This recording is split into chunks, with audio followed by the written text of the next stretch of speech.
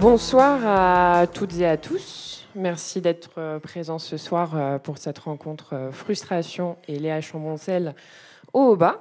Nous, Frustration, on organise cette soirée pour faire la promotion du numéro annuel qu'on a sorti début 2024. Et Léa sera là pour nous parler de son travail de journaliste et de son travail d'autrice sur notamment Au revoir Simone. On va commencer, Léa. Comment vas-tu ? Ça va bien, ravie d'être là. Merci beaucoup de l'invitation. Bonsoir à toutes et à tous. C'est très cool d'être dans ce lieu que je ne connaissais pas. Et c'est très cool d'être avec vous. Est-ce que tu peux commencer par nous parler un peu de ton parcours journalistique et ce qui t'a amené vers les luttes féminisme ? Ah, vous avez 3 heures ?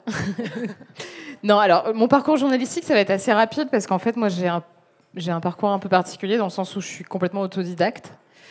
J'ai pas fait d'école de journalisme, j'ai fait un master en droit international public, ce qui est assez utile en ce moment, voilà, rapport à ce qui se passe à Gaza, etc., et qui permet de remettre pas mal de choses dans leur contexte. D'ailleurs, je vous invite à vous inscrire et à soutenir le média Popol, parce que justement, demain, je vais publier un très gros article qui est déjà sur le site, mais qui du coup sera diffusé en newsletter demain, sur la justice internationale et que peut faire la justice internationale par rapport au génocide à Gaza.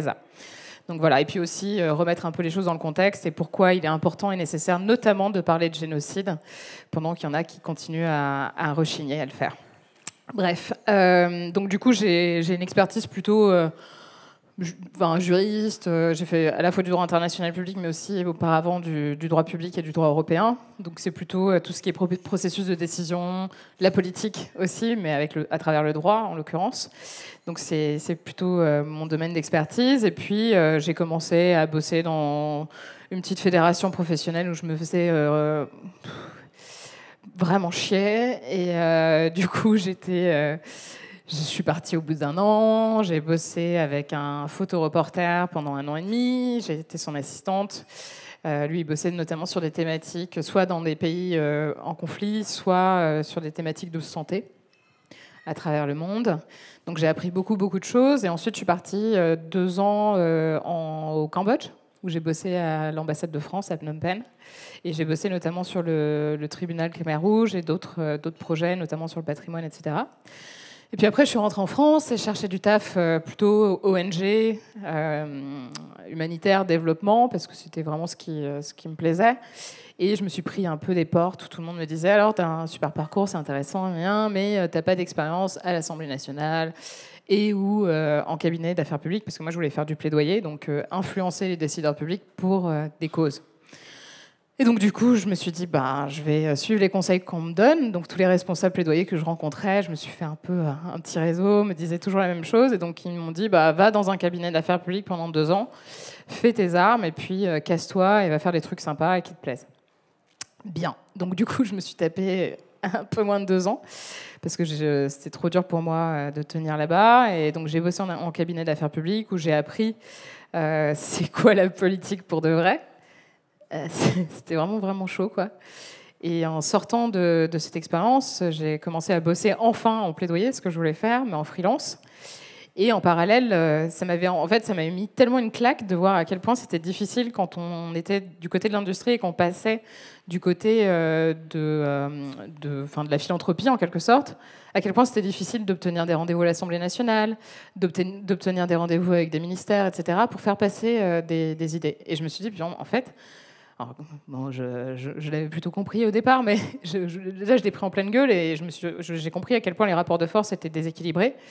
Il suffit de vous rendre sur le répertoire de la Haute Autorité pour la transparence de la vie publique. En fait, tous les lobbies, tous ceux qui font des actions d'influence auprès des décideurs publics doivent s'enregistrer sur ce répertoire.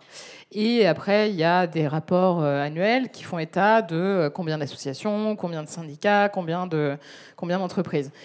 Et il n'y a que 20% d'assauts.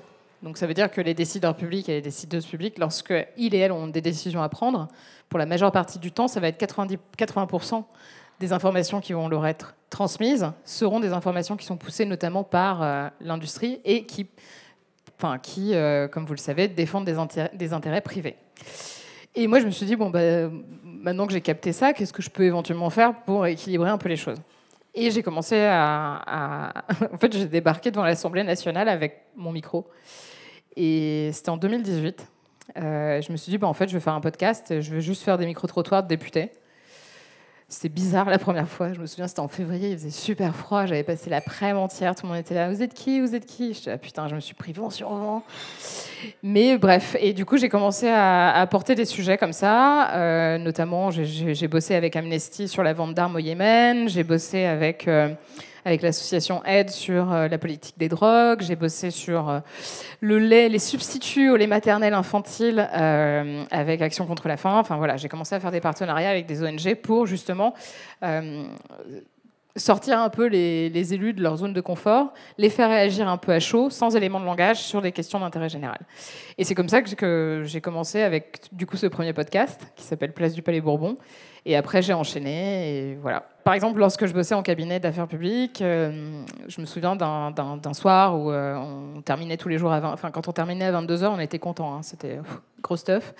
Et bref, un soir où je vois ma boss, avec qui, pour le coup, je m'entendais assez bien, qui me dit « Ah, on a une soirée ce soir, je sais pas quoi, avec des clients. » Et puis le PDG de la boîte qui la regarde, qui lui dit « Ouais, tu vas mettre une robe de pute. » Genre, normal, tout va bien. Et moi, il supportait pas que quand je venais en rendez-vous, j'avais pas de talons. Et j'étais là, en fait, moi, les talons, ça me fait chier de fou. Je n'arrive pas à marcher avec, je prends le métro comme des gens normaux, donc va te taper les talons dans le métro, c'est pas toujours évident. Et du coup, je lui disais, bah non, en fait, je mets des mocassins, point, tu vois, enfin, je suis un peu habillée quand même. Et lui, il était là, non, c'est le protocole, enfin, que des trucs comme ça.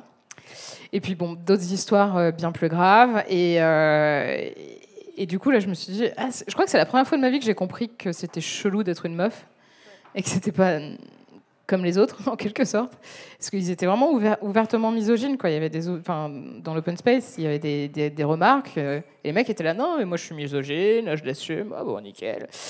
Alors, bref, comme si des mecs de mon âge qui avaient genre 80 balais dans leur tête. Enfin, j'exagère et je veux pas généraliser, parce qu'il y a des hommes de 80 balais qui font pas ces remarques. Et des jeunes encore pire que ça. Enfin bref, mais voilà, un état d'esprit un peu particulier. Et je me suis dit, mais c'est potentiellement lié à la politique. Et plus j'ai creusé, et plus j'ai regardé un peu ce qui se passait en politique, et plus là, j'ai halluciné. Je me suis dit, ouais, non, ça va pas du tout. Et puis la nécessité aussi pour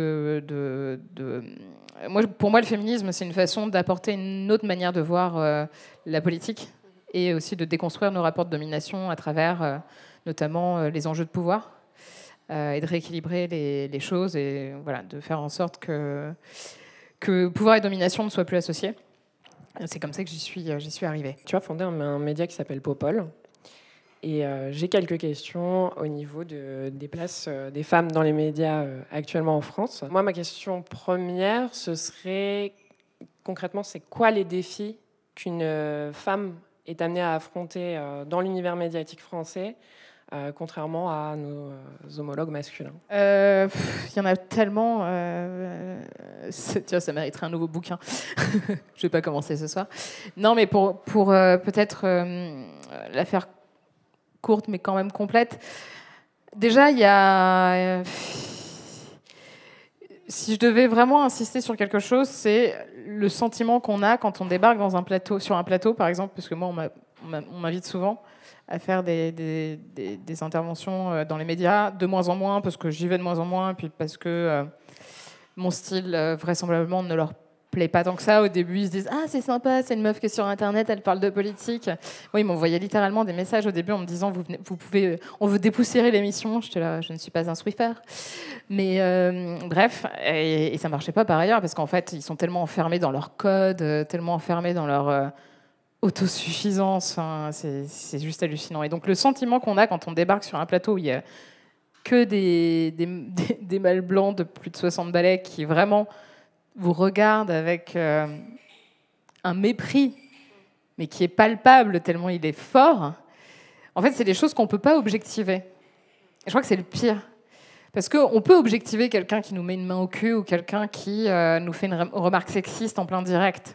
Ça, on peut l'objectiver, on peut dire, bah voilà, encore à condition que ce soit enregistré, bien sûr. Mais le sentiment qu'on nous transmet lorsqu'on arrive dans ces environnements, c'est vraiment très difficile à objectiver et à concrétiser pour le rendre palpable et visible pour les autres. Et ça, c'est un truc qui est valable dans plein d'environnements. C'est un peu une forme de gaslight systémique qu'ils ont convenu en consensus. Exactement. Ouais. Et puis cette façon aussi constante de venir t'expliquer la vie, évidemment. Alors ça, c'est... Moi, j'ai eu des intercations en plateau, des trucs, mais j'étais là, mais c'est pas possible, en fait. Et puis après, tu veux revenir à la charge et tu dis, non, bah non, t'as plus le temps. Je me souviens d'un mec qui me racontait, genre, je sais pas, il confondait la réforme de l'assurance chômage et la réforme de l'assurance retraite, et la réforme de la retraite par rapport à la mise en place du calendrier. Et j'étais là... Et il était là, non, c'est pas, c'est septembre, hein, c'est pas juillet, ou je sais pas quoi. J'étais là, mais n'importe quoi, en fait. Enfin, bref. Et tout le monde était là, oui, bravo, merci, Olivier. Enfin, c'est que des trucs comme ça, ce sentiment de ne pas être à ta place, en fait. On te fait sentir comme si tu n'étais pas à ta place. Et je ne sais pas si c'est volontaire ou pas, ou c'est tellement ancré, en fait, dans les codes, dans leur quotidien, que... ouais, et ça, c'est vraiment chiant. Donc, il y a ça, il y a le fait aussi que tu te sentes pas forcément légitime parce qu'on te le fait sentir et aussi on te le balance à la gueule. J'ai quand même un député macroniste qui m'a dit en plateau que j'étais militante et pas journaliste. Et heureusement, c'était sur France Info TV. J'étais sur un plateau de Patricia Loison, qui présente donc Le Monde de Loison, peu importe. Et elle m'avait invitée, elle m'invite régulièrement pour commenter l'actualité. Et là, elle l'a repris en lui disant, mais en fait, si Madame Chamoncel est là à titre de journaliste, puisqu'elle est invitée en tant que journaliste. Donc vous n'avez pas à remettre en question son statut. Et très sincèrement, je pense que si ça n'avait pas été elle, à mon avis... ce serait peut-être pas, ça serait peut-être pas, peut-être qu'on n'aurait rien dit, on serait passé à autre chose. Autre exemple, puis je le dis parce que c'est important de le dire, un jour je me retrouve aussi en plateau, à un moment donné je faisais quelques interventions dans votre instant politique avec Gilles Bornstein, toujours sur France Info. Moi, ce que j'aime bien sur cette émission, c'est qu'il y a quand même une certaine expertise politique. Il y a vraiment, il y a du grain à moudre, il y a des choses on peut aller loin dans la réflexion et dans l'analyse de la vie politique. Et on était avec Marc Ferracci, qui est donc un député, j'allais dire la France Insoumise, pas du tout, Renaissance, et très proche de Macron, qui parle, on parlait de Noël Le Graët, et qui dit qu'il devait nécessairement démissionner suite aux accusations et aux plaintes qui avaient été déposées, parce qu'il avait un poste qui était tellement important, il renvoyait quelque chose de tellement important qu'il ne pouvait pas se permettre de rester en place. Et moi, j'ai quand même un député Renaissance qui est face à moi qui dit ça, et je le regarde, je fais, mais c'est quand même fou que vous puissiez dire un truc pareil alors que vous siégez à côté de Damien Abad tous les jours. Et encore, la liste est courte, quoi. Là, je l'ai fait vraiment courte. Et là, malaise en plateau, Gilles qui me regarde, en off, micro coupé, il me dit « Tu peux pas faire ça, tu peux pas dire ça ». J'étais là, oh, d'accord. Je savais, bon, ces cas-là, vous n'allez plus jamais me revoir, les gars, quoi. Et donc, c'est que des trucs comme ça, et c'est pénible, en fait. C'est pénible parce que, déjà, on se dit, il y a le débat, est-ce qu'il faut y aller, il ne faut pas y aller, machin, pour porter quand même une voix différente. Moi, je me suis vraiment posé la question pendant très longtemps. Pendant très longtemps, je me suis dit, vas-y, j'y vais. Et souvent, j'étais là, mais en fait, je ne suis pas à ma place, et ce que je porte, c'est pas audible encore pour et les journalistes qui sont... dans les médias, disons, mainstream. Et je parle pas de CNews et compagnie, hein. De toute façon, j'y mettrai jamais les pieds. Mais... Et puis même pour les personnes, je pense, pour le public, quoi.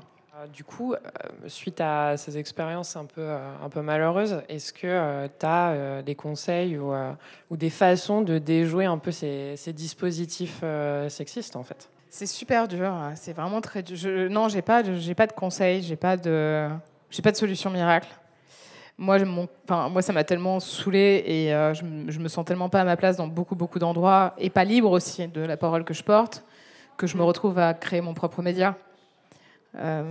Parce que là, je sais qu'au moins, je peux dire ce que je veux et personne ne viendra me faire chier, en fait. Et ça t'est venu vraiment de cette impression que, en fait, si c'était pas toi qui le faisais, t'aurais jamais ces espaces-là? Bah, oui, et puis en plus, ce qu'on propose, juste pour les personnes qui sont présentes, qui ne connaîtraient pas Popol, nous, on propose un regard féministe sur la politique. C'est assez inédit, en fait. Ça n'existait pas. Donc, du coup, je ne pouvais même pas me dire, tiens, je vais aller dans tel rédac et je vais pouvoir apporter ça. Puisque ça... Enfin, il y a le fait d'être une femme dans les médias, ça, c'est une chose, et il y a le fait d'être féministe. Ça, c'est autre chose. Je veux dire, c'est pire, quoi. Le traitement médiatique des féministes, on le voit aussi. c'est assez chaud, quoi. Enfin, je vois Alice Coffin, d'autres journalistes qui portent, Rokhaya Diallo, qui portent des paroles féministes sur des plateaux traditionnels, Nora Madi, etc. Chapeau les meufs, quoi. Oui, donc en fait, tu te pointes sur des plateaux, tu te pointes dans des médias, et tu sais que tu as une cible sur la tête quand tu es une journaliste ou une... Ouais, déjà, de la part pas une cible, une cible, c'est le mot est un peu fort, mais il n'est pas complètement... c'est pas complètement faux non plus, parce qu'il y a aussi l'audience de ces médias-là. France Info, ça va, mais je me souviens, une fois, j'ai fait 2-3 plateaux d'LCI, et notamment un plateau d'LCI quand quand les États-Unis sont partis d'Afghanistan. Et j'avais dit sur le plateau qu'il était nécessaire d'ouvrir les frontières de manière totalement inconditionnelle. Et là, festival de fachos sur Twitter, sur Instagram, sur Facebook. J'ai plus Facebook. Merci. Et avec des messages quand même très identifiés, très clairs. Donc ma première grosse vague de cyberharcèlement facho, c'était à cause de ça. Et à tel point qu'ils m'avaient dit on va te retrouver. Et ils ont effectivement retrouvé mon ancienne adresse. Donc ça, c'est oui, tu te sens être une cible dans ces cas-là. Et donc, tu vois, dans ces moments-là, tu te dis, bon, déjà, ce que je dis, tout le monde s'en tape. Personne ne se dit, oh, non, mais elle dit n'importe quoi, de toute façon, elle est jeune, puis en plus, elle est blonde. Non, mais j'ai reçu des trucs, bref, laissez tomber. On délégitime ta parole, et en plus, derrière, t'es du matos à faf. Donc, flemme, quoi. T'interviens aux côtés de Jean Massier en stream sur Twitch. Sans transition quand même. Sans transition, mais il y en a une qui arrive très doucement. Je déconne. Et moi, ma question, c'était est-ce que tu trouves que les dispositifs, le dispositif entre autres de Backseat ou sur les chaînes de streaming, ils sont différents des dispositifs piégeurs pour les femmes sur du plateau TV, quoi? Non, mais ça n'a absolument rien à voir. Moi, Backseat, je suis à la maison, quoi. Enfin, je sais très bien que Jean va jamais me faire chier pour quoi que ce soit. Et franchement, ce que je me permets avec je vais peut-être préciser pour les personnes qui sont là, Backseat, en fait, c'est une émission politique sur Twitch où on a notamment des invités politiques et parfois des personnes qui ne sont pas forcément en total accord avec nos idéologies, disons, politiques. Et on les pousse dans leur retranchement, on a des vraies discussions. Je trouve qu'on a un style d'interview qui est assez inédit, que tu vois pas à la télé. C'est-à-dire que quand tu as Jordan Bardella qui dit, ou je sais pas qui, je crois Valérie Ayé qui vient de sortir ça, mais il y a un lien évident entre immigration et délinquance. Tu dis ça sur Backseat, mais il se fait défoncer. C'est évident. Il y aura forcément quelqu'un qui, face à la personne qui dira une chose pareille, sera là pour démonter. Alors je dis défoncer entre guillemets, parce qu'on n'est pas là non plus pour taper sur les gens, mais en tout cas, on est vraiment là pour discuter, pour challenger aussi les lieux communs, la majeure partie du temps, et aussi ce qui est raconté et ce qui est dit. Donc ça, c'est quelque chose... Moi, typiquement, le truc dont je parlais tout à l'heure avec Marc Ferracci, sur Backseat, à aucun moment, Jean m'aurait regardé en disant « Tu peux pas faire ça, Léa ». Jamais de la vie. Genre, jamais de la vie. Au contraire, il m'aurait dit « Bien ouais, j'ai à la fin, je pense ». Et donc, c'est absolument rien à voir. Rien à voir. Du coup, sur ce dispositif en stream sur Twitch, vous avez des interactions directement du coup, avec le chat. Le chat, c'est un espace de commentaires en live sur les émissions diffusées en live sur Twitch. Est-ce que là, tu retrouves en fait... le même type d'audience que ce que tu peux avoir dans tes DM ou sur Twitter après? Faut pas regarder le chat, hein, parce que franchement, il y a à boire et à manger. Je sais pas, après, le problème de Twitch, c'est que c'est pas un problème d'ailleurs, c'est même cool, c'est que tu as vraiment tout type d'audience en fait. C'est assez difficile de qualifier, mettre des mots sur c'est quoi l'audience de Twitch. Alors forcément, tu as un peu tout type d'audience, mais nous, on est quand même plus identifiés à gauche, pour le coup. Du coup, le chat habituel, on appelle le chat, qui est la communauté de gens et d'autres personnes comme moi ou Usul, etc., qui stream aussi, c'est des gens qui sont globalement assez bienveillants avec nous. Enfin... Ils sont pas là pour... Et puis aussi, parfois, ils sont vénères parce qu'ils sont là, ouais, mais les invités, faut les secouer davantage. On est là, mais franchement, vous vous rendez pas compte déjà de ce que ça demande comme effort et comme courage de dire à Clément Beaune qu'il n'est pas de gauche. Enfin, c'est... C'est assez évident, quoi, mais ça n'arriverait pas sur d'autres plateaux, en fait. Bref, et non, la communauté est plutôt cool de Backseat, ça c'est assez chouette. Après, il y a forcément voilà, d'autres personnes qui débarquent dans le chat, mais il y a des modos, il y a des gens qui modèrent en fait, et donc tout propos qui soit injurieux, discriminant, etc., est supprimé, donc ça c'est super important. Après, il y a les insoumis, ils sont trop pénibles. J'avoue, franchement, les insoumis sur Twitch... méga fatigue, quoi. Mais bon, parfois ils sont drôles. Mais voilà, non, franchement, ça va. Après, nous, comme on voit pas les messages avant qu'ils soient supprimés aussi, je voudrais pas être à la place des modos, par contre. Ouais, tu te sens vraiment plus protégé sur ouais, un espace carrément, Twitch. Ouais, bien sûr. Ok, bah écoute, sur la partie média, je crois que j'ai fait un peu le tour de ce que je voulais te demander. Pour en revenir à nos thèmes lutte des classes et féminisme, je voulais savoir comment tu percevais la notion d'intersection entre lutte des classes et féminisme. Et surtout, est-ce que tu penses que c'est des luttes totalement et factuellement compatibles ? Oui et oui. Bah, oui, forcément. Et surtout à l'heure actuelle, moi je vois... D'ailleurs, c'est quelque chose dont je parle beaucoup dans mon dernier ouvrage, achetez-le, il est fabuleux.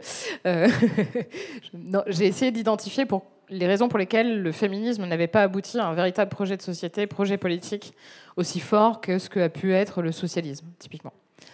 Je me suis dit, bon, il y a quand même, c'est un beau projet, quoi. En soi, ça pourrait vraiment fondamentalement et radicalement changer notre société et nos rapports aux uns aux autres et aux unes. Et donc, du coup, un des freins à cette possibilité que j'ai identifié, c'est notamment la prédominance d'un féminisme néolibéral.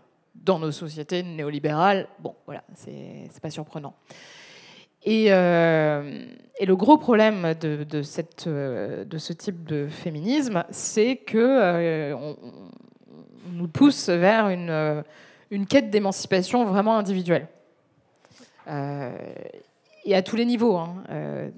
Aussi bien que il y a parfois cette tendance à voir le féminisme flirter avec le développement personnel, etc. etc. Je ne dis pas que ce n'est pas important.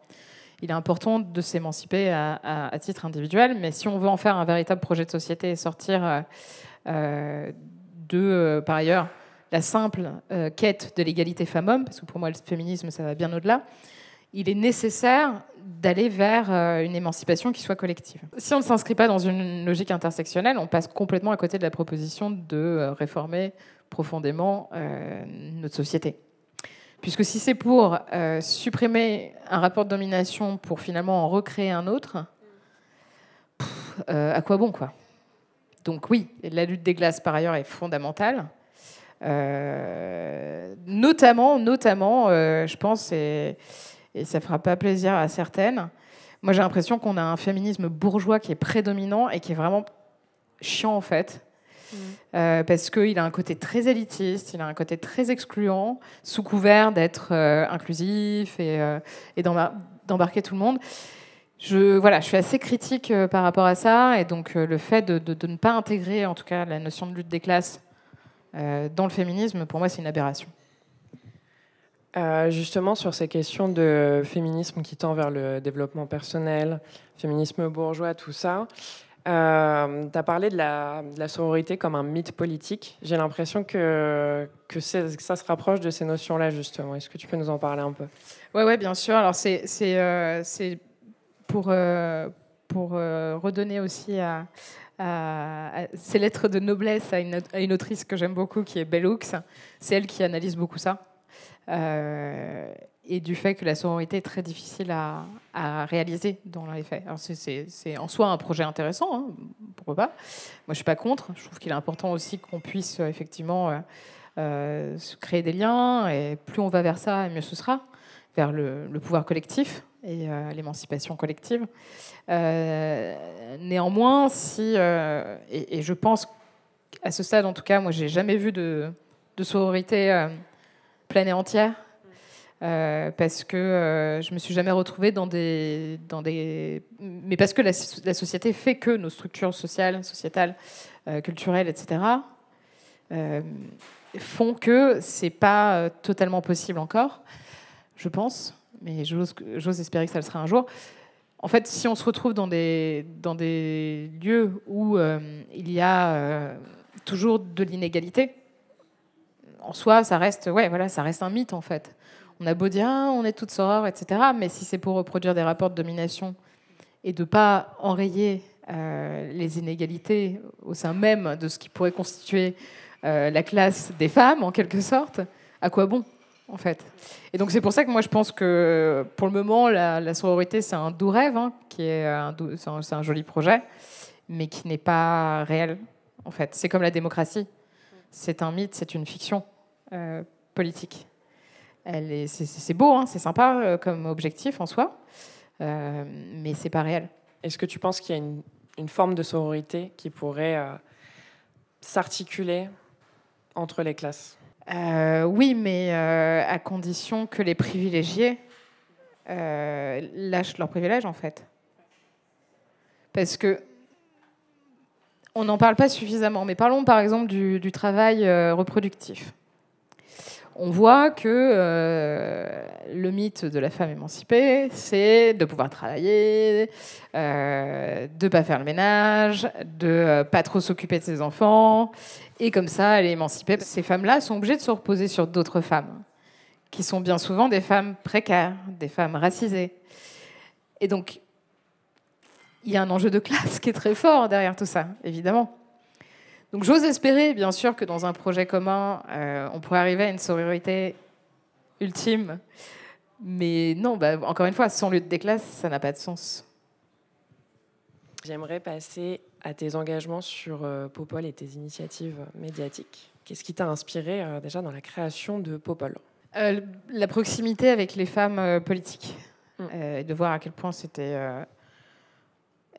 et les femmes politiques médiatiques, je veux dire, celles qui ont effectivement des mandats, qui sont visibles, etc., mais aussi et surtout les fourmis, celles qui bossent, parce que je crois que 80, non, peut-être pas 80, je vais dire entre 60 et 70 pour pas dire de la merde, des assistants parlementaires sont des assistantes.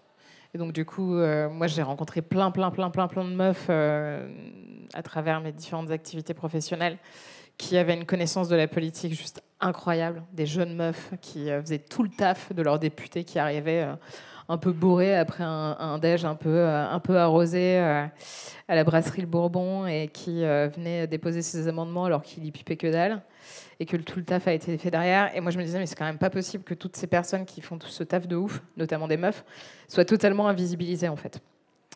Et j'ai compris qu'il y avait quand même une expertise à aller chercher, aussi un manque de sentiment d'illégitimité qui est très fort, que ce soit en politique et ailleurs d'ailleurs, pour les personnes, notamment les personnes les plus socialement dominées.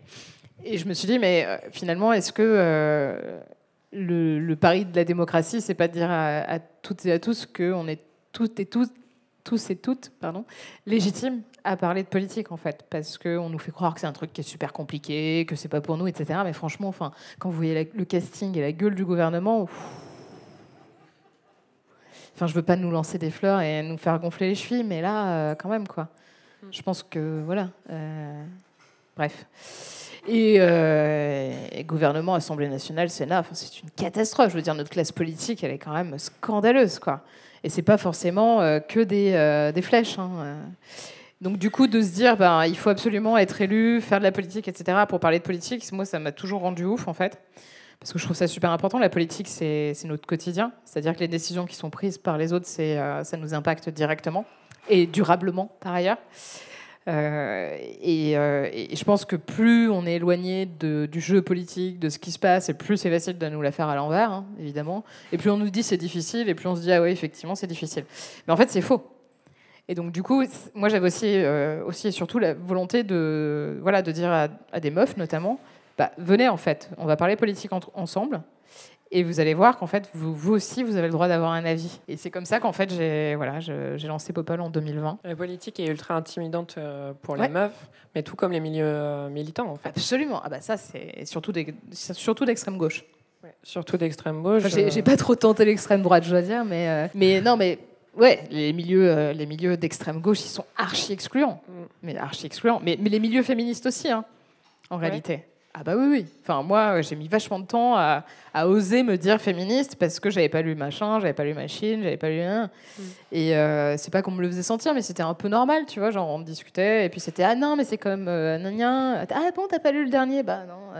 Et du coup, je me disais bon, bah, c'est quoi ce truc? Enfin, genre ma daronne, elle se reconnaît pas dans le mouvement féministe parisien ou des trucs comme ça, alors qu'elle en aurait un grand besoin quoi du féminisme.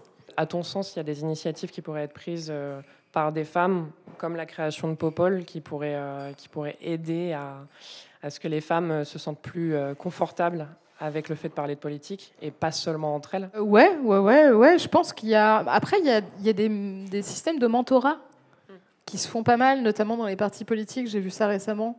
Et ça, c'est cool. Je trouve ça vachement cool.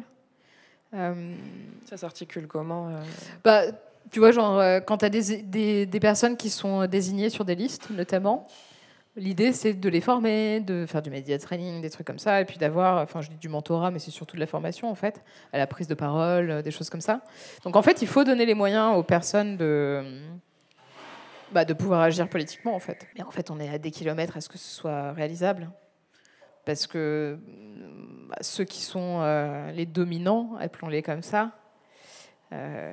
n'ont aucun intérêt à ce que ça change. On voit typiquement, alors un exemple, on va encore me faire chier avec ça, mais peu importe.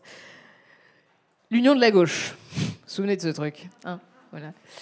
2022, présidentielle, on s'est pris une raclée, on était à quelques voix, oui bien sûr.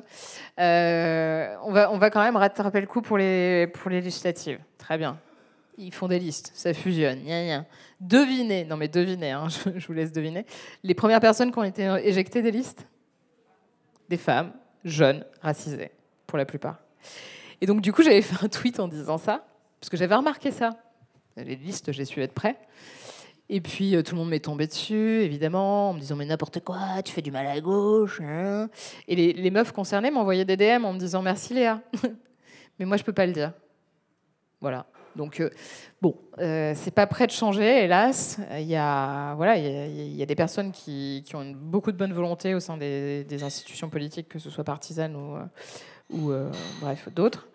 Mais tant qu'il n'y aura pas cette véritable volonté que de donner les moyens à celles et ceux qui sont les plus dominés dans nos sociétés, de vraiment pouvoir porter une parole politique, je suis pas sûre que ça marche, quoi. Ça rejoint ce que tu disais sur l'impossibilité d'une sororité dans un gouvernement, un système capitaliste et néolibéral. De toute façon, en fait, les femmes qui ont le luxe de pouvoir être indépendantes s'appuient en fait sur un travail, des travaux notamment de soins des femmes des classes dominées et particulièrement racisées.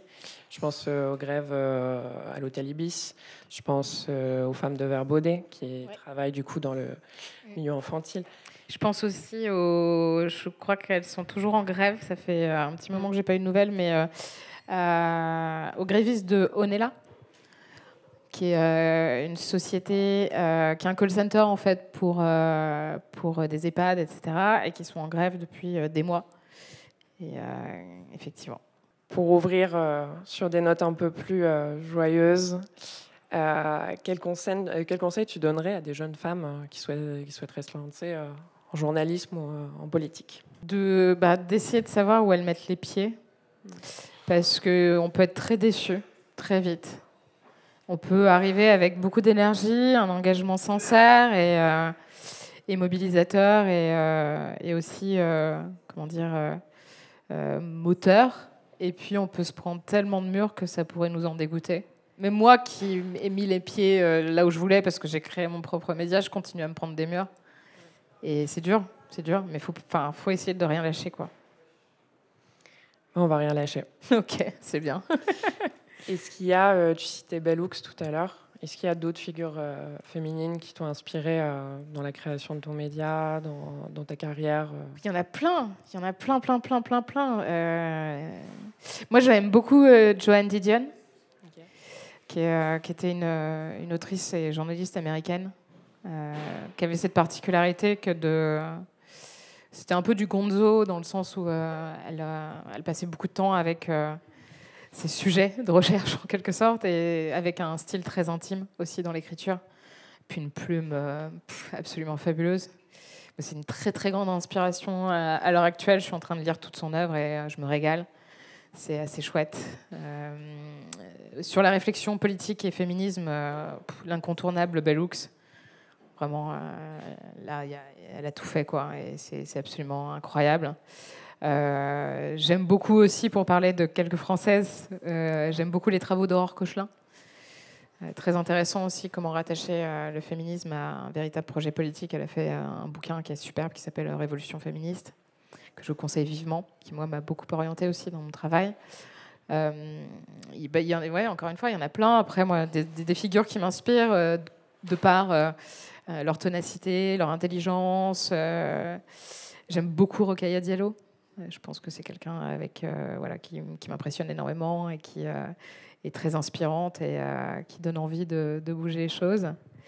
Côté journaliste aussi, je suis une grande fan de Nora Hamadi, qui est absolument brillante. Même style.